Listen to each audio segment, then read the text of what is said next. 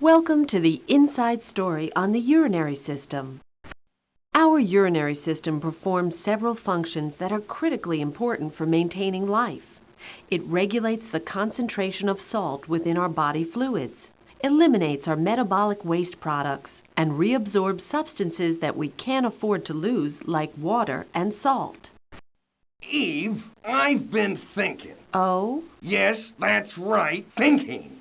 Eve, I've been watching you. I think you've been working too hard lately. How about me taking you out to dinner? You know, maybe you're right.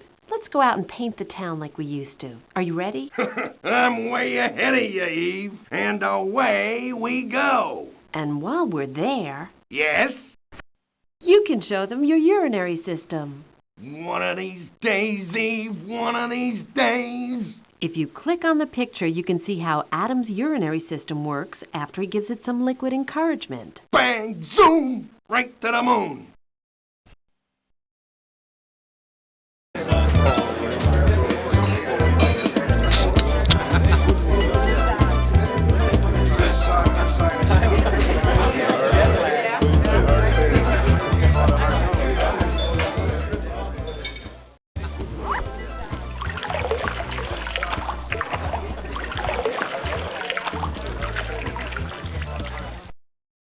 My urinary system has four main components: my kidneys, ureters, urinary bladder, and urethra.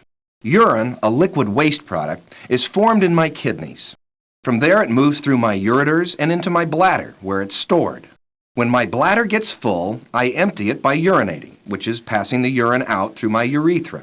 The creation of urine is far more complex than you might think. But Adam's kidneys are very sophisticated structures. They filter waste from the blood that passes through them and reabsorb substances that his body requires, even though those requirements may change from moment to moment. The outer portion of each of Adam's kidneys is the cortex, while the inner portion is known as the medulla. Each of my kidneys is composed of approximately 1 million subunits called nephrons. Each of my nephrons consists of a microscopic ball of blood vessels called a glomerulus, which is connected to a twisting length of tube called the renal tubule. Because the blood vessels in Adam's glomeruli are porous, they act as filters, removing most of the water, salt, and waste from the blood that passes through them. As filters, his glomeruli have physical properties that prevent large cells, like red blood cells, from passing into the renal tubules. On the other hand, smaller particles like sugar and salt can pass easily through his glomerulus. It is in my renal tubule that waste products are passed into my urine. Substances my body needs, like water and salt, are reabsorbed back into my bloodstream at the same time. The path of urine formation, reabsorption, and excretion begins at my glomerulus, continues through my renal tubules, and proceeds to my ureter. For the most part, urine moves from the outer cortex of my kidneys to the inner medullary region. Urine then proceeds down my ureters and into my bladder. Here you can see a cut section of Adam's bladder. The unique expandable cells in the wall of my bladder stretch and become thinner as it fills. Finally, urine is excreted through my urethra.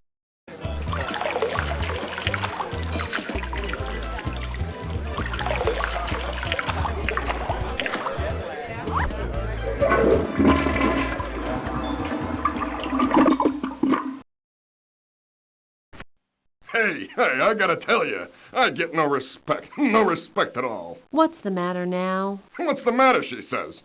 I'm trying to do my business in the bathroom, and there's this animator in front of me, and he's asking me to make facial expressions. I told him, hey, buddy, what does it look like I'm doing in here? Getting ready for a passport photo? Hey! Some chemicals affect the urinary system by enhancing urinary output. These substances are called diuretics. If you've already looked at Adam's endocrine system, you saw that a hormone called antidiuretic hormone, or ADH, instructs the urinary system to conserve water. Some substances like alcohol inhibit the effects of ADH. As a result, Adam urinates more frequently after he's had a few beers. Also, caffeine and some heart medications can act as diuretics. Frequent urination also occurs in some medical conditions like diabetes or pregnancy. For older men, an enlarging prostate has a similar effect, particularly at night. Adam will explain what happened to his dad if you click on the picture. Dr. Harper, what are the symptoms of an enlarged prostate gland? A man with an enlarged prostate gland may experience difficulty in urinating. He may also urinate more frequently, and he might feel as though he has not fully emptied his bladder. What are the treatments for this condition? A man with these symptoms should see his doctor for a prostate exam. Treatment may include surgery and medication. One type of medication shrinks the prostate gland by reacting with hormones in the prostate. Another type of medication relaxes the prostate gland muscle to allow urine to flow freely.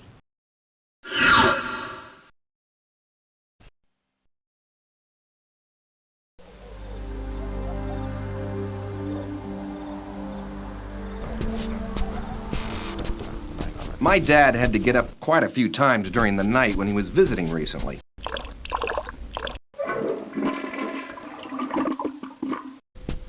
If it weren't for his problem, I probably wouldn't have known about the prostate until I was much older. Dad was kind enough to let us get a glimpse of his prostate, which you can see just under his bladder. Thanks, Dad. No problem, son. Here, we'll magnify it for you, even though the problem Dad's having is that his prostate is already too big. Just get on with it. In this cut section, you can see that Dad's prostate is actually wrapped around his urethra. As he got older, his prostate underwent a process called benign hypertrophy, which means that it got larger without becoming cancerous. But the enlargement crowded the prostate's anatomical neighbors, particularly his urethra, which narrowed as a result. Emptying his bladder fully has now become a bit difficult. He typically wakes up several times a night to urinate, but he has a sense of never quite succeeding at emptying his bladder fully. Fortunately, Dad's doctors have ways of dealing with this problem.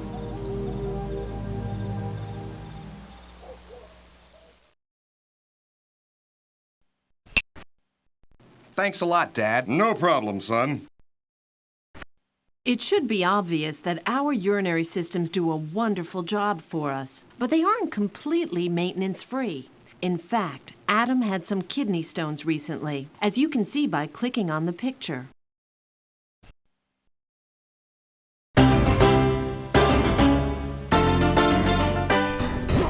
I have a pretty high tolerance for pain, but kidney stones were something I wasn't able to be stoic about at all. I had terrible pain on my side and back, and I had a constant urge to urinate. But what concerned me most was seeing some traces of blood in my urine. Needless to say, I headed straight for the doctor. Take a second to get oriented to Adam's urinary tract. Then we'll show you how his stone developed. Here's a cut section of my kidney. Urine flows from the outer cortex to the inner medulla. That wide structure, the renal pelvis, is the funnel through which urine exits my kidney and enters my ureters. As urine passes through my kidneys, it can become very concentrated. When that happens, calcium, salts, and other chemicals dissolved in the urine can crystallize. That's how I formed a kidney stone, or what doctors refer to as a renal calculus. Usually, the calculus is the size of a small pebble, but the hollow tube that urine normally flows through is very sensitive to being stretched. And when stones form and distend it, the stretching is very painful. Believe me, I know. The really good news was that Adam didn't need surgery to remove his kidney stone. It eventually passed out of his kidney and through his ureters on its own. Stones are more problematic when they block the flow of urine. Look at this example. Doctors call this one a staghorn kidney stone, and it is obstructing the entire kidney. Fortunately, these stones are the exception rather than the rule. I'm glad I don't have that problem anymore.